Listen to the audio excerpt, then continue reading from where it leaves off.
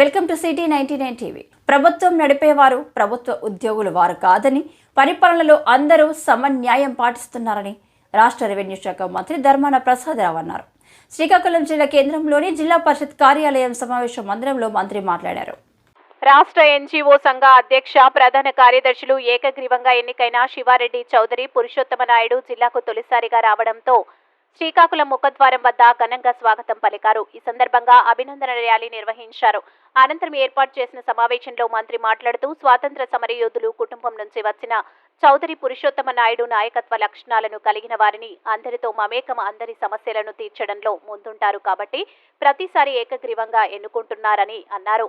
అనంతరం పురుషోత్తమ నాయుడు మాట్లాడుతూ మాకిచ్చే ఈ బాధ్యతలు ప్రతి ఉద్యోగికి న్యాయం జరిగే విధంగా నిరంతరం శ్రమిస్తామని, ఏకగ్రీవంగా ఎన్నుకున్నందుకు అందరి మన్ననలు పొందుతున్నామని, మాకిచ్చే ఈ బాధ్యతలు పూర్తి స్థాయిలో నెరవేరుస్తామని, మీ ఆదరాభిమానాలు అందుకుంటున్నామని, నిరంతరం సమస్యలపై పోరాడుతామని తెలిపారు. అనంతరం పురుషోత్తం నాయుడిని గజమాలతో ఉద్యోగులు సత్కరించారు.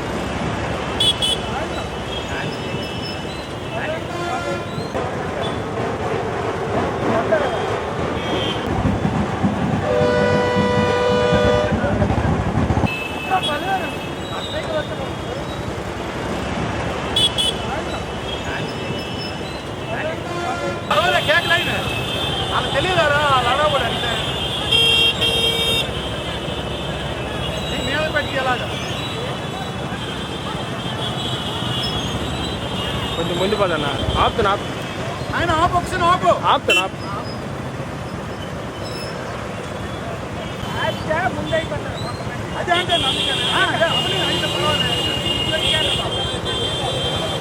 అలా మెల్లిగా రండి, అలా మెల్లిగా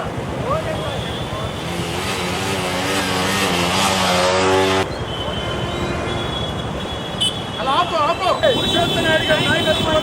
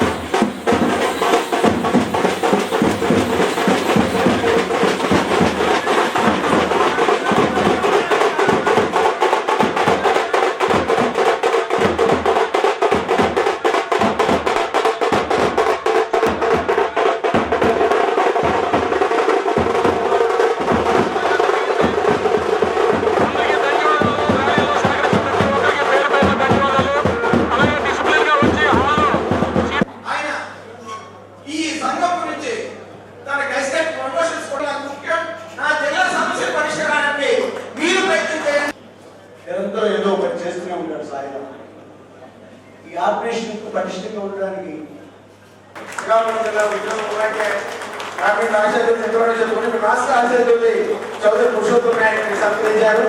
ధన్యవాదాలు.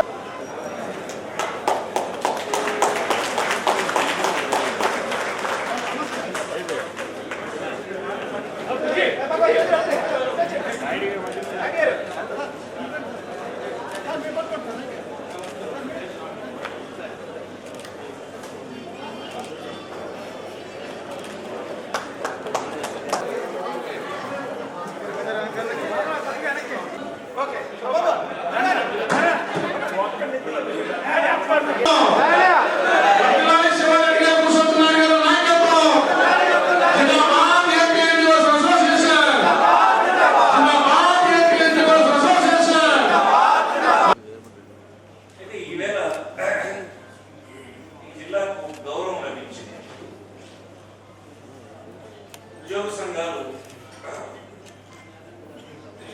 ఐ థింక్ ఇతనే మొదటి అనుకుంటాను. ప్రధాన కార్యదర్శి స్థాయికి ఎదిగినటువంటి వ్యక్తి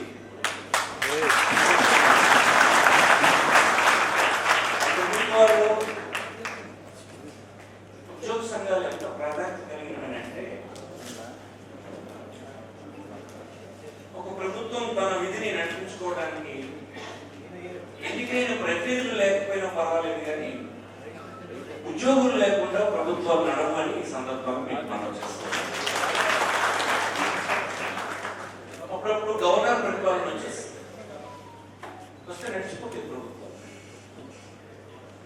ఎన్నికైన ప్రతినిధులు లేకపోయినా నడిచేస్తాయి ప్రభుత్వం, కానీ ఉద్యోగులు లేకుండా నడవదు.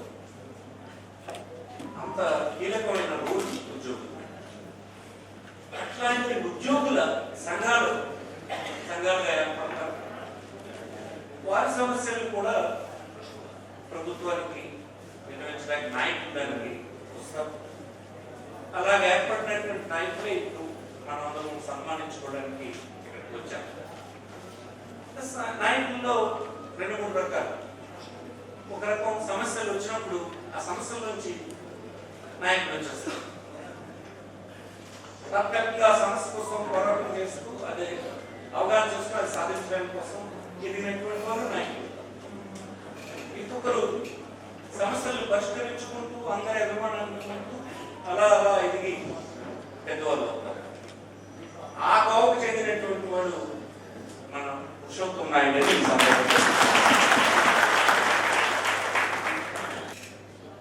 అని అని కార్యక్రమాల కింద రూపకల్పన చేసేవాళ్ళు ఉద్యోగులు, రూపకల్పన చేసి అమలు చేసేవాళ్ళు ఉద్యోగులు, అమలు చేస్తున్న సమీక్షించేవాళ్ళు కూడా ఉద్యోగులు.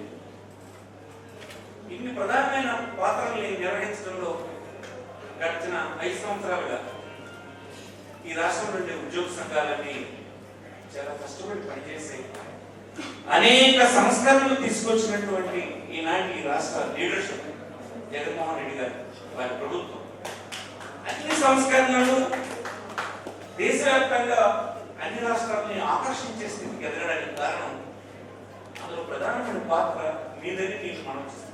ఒక విధానంగానే ప్రభుత్వం చేస్తే మిగతా 3 పనులు మీరే చేశారు. ప్రభుత్వానికి ఉద్యోగులకి చిన్న ఘర్షణ, అభిప్రాయ భేదాలు, మనస్పర్ధలు ఉంటాయి. రేపు కూడా నేను పురుషోత్తమ నాయుడు చెప్తున్నాను, నువ్వు సున్నితంగా మాట్లాడితే కుదరదని రాష్ట్ర ఉద్యోగుల కోసం గట్టిగా అయిపోయిన తర్వాత అన్నీ పడిపోవడం చేయండి. ఒక గమ్మత్తైనటువంటి బంధం మంది మీది మరి ఎంత బంధం అంటే గట్టి పొరడుకోవాలి, మరి అందరూ తెలుసుకోవాలి. కాకపోతే ఏమవుతుందంటే ప్రజలు పౌరులు అల్టిమేట్ గా దెబ్బతినేస్తారు. ఆ పౌరులకు సంబంధించిన సంగతే కదా మనందరం. అల్టిమేట్ గా మీరు తక్కువ ఉండడానికో మీరు తక్కువ ఉండడానికో ఎవరు తక్కువ ఉండడానికి కారణం ఏంటి? ఈ ప్రభుత్వం గురించి 1-2 మాటలు చెప్పవలసి ఉంది ఈ సందర్భం కాకపోయినా. సమాజంలో మార్పుల కోసం పనిచేస్తూ బుద్ధి డెప్త్లో కన్నీ చూస్తే మార్పు రావాలి. రొటీన్ గా ప్రభుత్వాన్ని నడపడం కాదు, అందిపుచ్చుకోవాలి. ప్రపంచంలో వచ్చిన ఏ ఆపర్చునిటీ అయినా మన సమాజంలో వచ్చిన పద్ధతులను అందుకోవాలి అన్నటువంటి తపన ముఖ్యమంత్రి. ఆ నేపథ్యంలో తీసుకున్న నిర్ణయాలు కొన్నిసార్లు అమలు చేయడంలో, కొన్నిసార్లు వెంటనే ఫలితాలు ఇవ్వడంలో ఆలస్యం అవ్వచ్చు. కానీ ఆ ఉద్దేశం చాలా విశాలమైందని చెప్పి సమర్థనం చేస్తుంది. అన్ని రుజువైనటువంటి అన్ని సంస్కరణల వెనుక ఒక విశాలమైన భావజాలం ఉంది. అవే మాకు వ్యతిరేకమైనటువంటి వాళ్ళు మీడియాలో చూపిస్తుంటారు తప్పులుగా. కానీ మీరు కొద్దిగా డబ్బులు ఆలోచిస్తే ప్రతిదేశం వెనుక పెద్ద భావజాలం ఉంది. ఎడ్యుకేషన్ మీరు తీసుకోండి. ఎడ్యుకేషన్ ఎందుకు మన రాష్ట్రం ఏర్పడింది?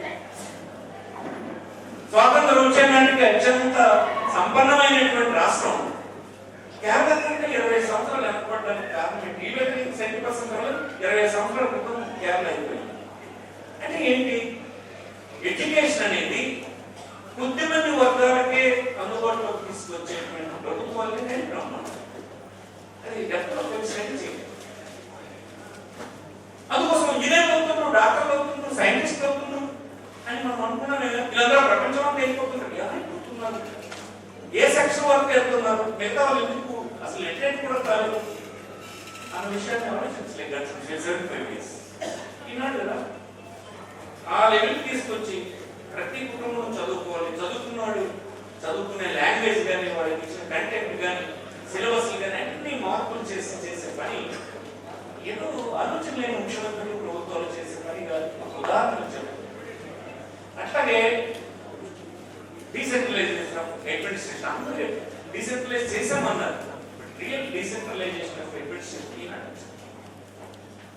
సంస్కరణలు కొంచెం టైం పడుతుంది తప్ప సంస్కరణలు ఎప్పుడు మారుతున్న కాలానికి వస్తున్నట్టు మారుతున్న పరిస్థితులు ఎప్పుడు సంస్కరణలు ఇన్వైట్ చేయకూడదు. ప్రభుత్వాలు సంస్కరణలు తెస్తూ ఉంటారు. ఇది ప్రభుత్వంలో జరిగింది సందర్భం కాదు. మళ్ళీ మనం వేరే సందర్భంలో మాట్లాడతాం. చాలా సంతోషకరమైనటువంటి సమయం. శివారెడ్డి గారు అధ్యక్షులయ్యారు. చాలా సంతోషం. వారు ఆ ప్రాంతానికి చెందినవాడు. ఈ ప్రాంతం ఒక వెలుపడిన ప్రాంతం, ఈదేమో ఇటు వెలుపడిన ప్రాంతం.